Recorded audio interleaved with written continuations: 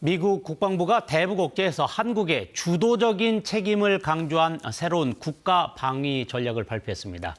한국이 북한을 억제할 능력이 충분하다는 이유를 들었는데 미국은 제한적인 지원을 할 것이며 그게 미국의 국익에도 부합된다고 밝혔습니다.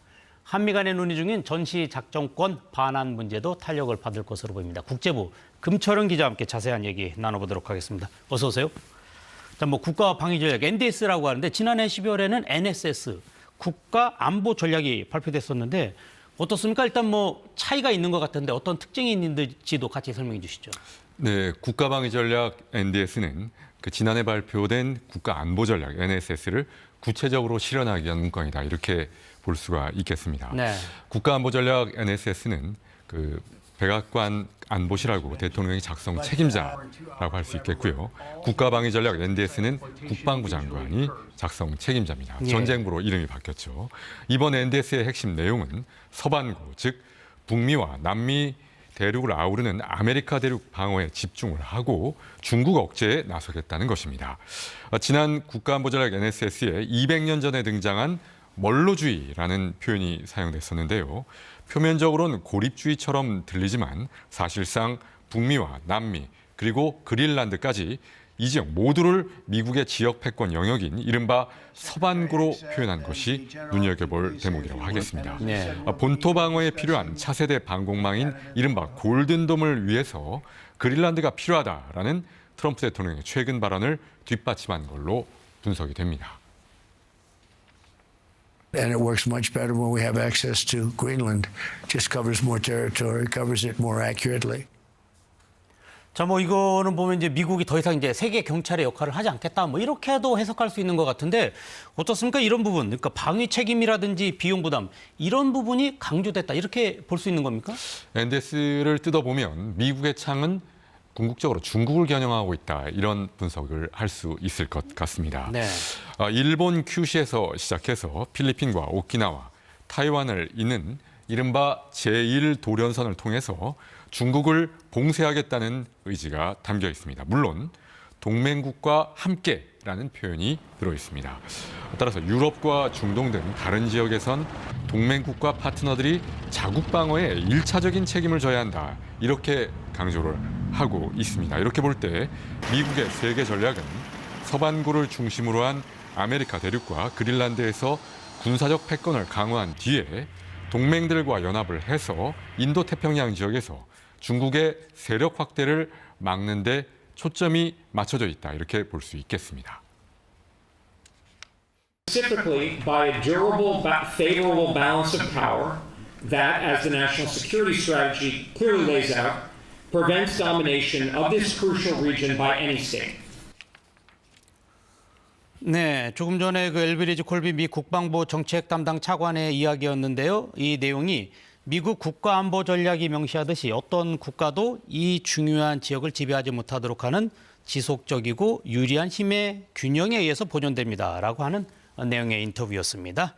자막이 안 들어갔기 때문에 설명으로 대신했습니다. 자, 그럼 계속해서 물어보겠습니다. 자, 그러면은 미국이 한국의 방위 영역을 높게 평가했다. 이거 사실 우리로서는 좋은 일이기도 한데, 어떻게 보면 미국이 우리가 제1선에서 빠지겠다라고도 해석될 수 있는 부분입니다. 어떻습니까? 지금 콜비 미국 국방차관도 방한을 해서 전시작전권 논의, 이런 부분도 같이 논의할 것 같은데 어떻게 봐야 합니까?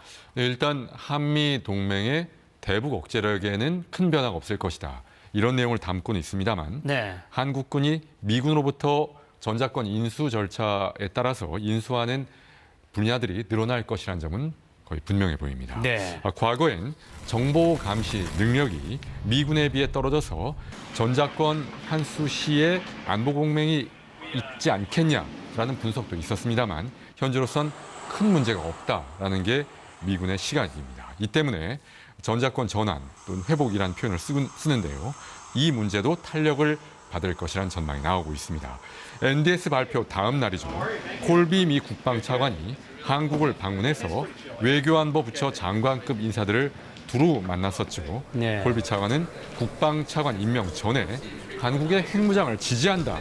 이런 취지의 발언을 하기도 했던 인물입니다. 이번 방안에선 전작권 반환을 포함해서 한국의 핵 잠수함 건조 등을 주로 논의한 것으로 알려지고 있습니다. 네. 콜비 차관 역시 NSS와 NDS에서 나타났던 미국의 기조, 즉 자국 방어는 자국에 대한 방어는 동맹국들이 주도적으로 스스로 해야 한다. 이런 내용들을 많이 언급을 하고 있습니다. 한번 들어보시죠. 네. President Trump has consistently argued that alliances are strongest when they are based on shared responsibility rather than permanent dependency. 지금 뭐 이렇게 된다면 한국 입장에서의 뭐 대북 방어의 뭐 주도적인 면 뭐 이런 부분이 있을 수 있겠고 또 주한미군 같은 경우에는 그렇다면 현재와는 좀 다른 위상의 변화 이런 거가 있을 수 있을 것 같은데 어떻게 봐야 합니까?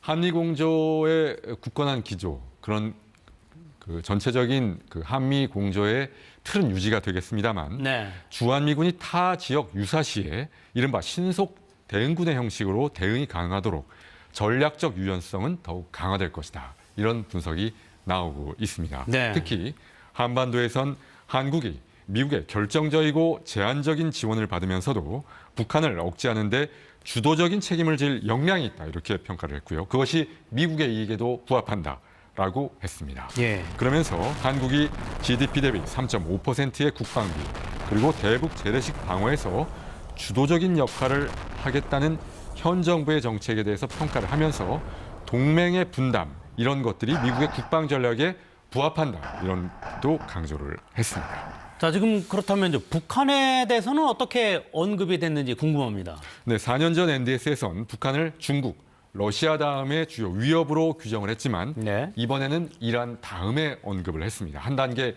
낮춘 것이죠.